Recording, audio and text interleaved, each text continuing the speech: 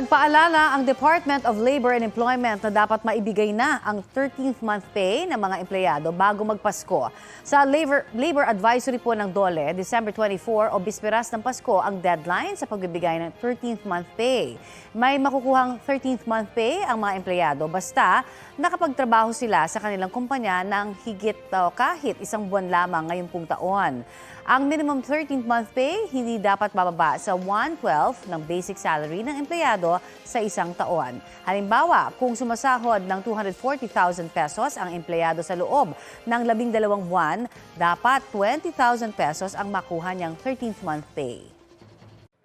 Mga kapuso, para sa mga maiinit na balita, mag-subscribe sa GMA Integrated News sa YouTube.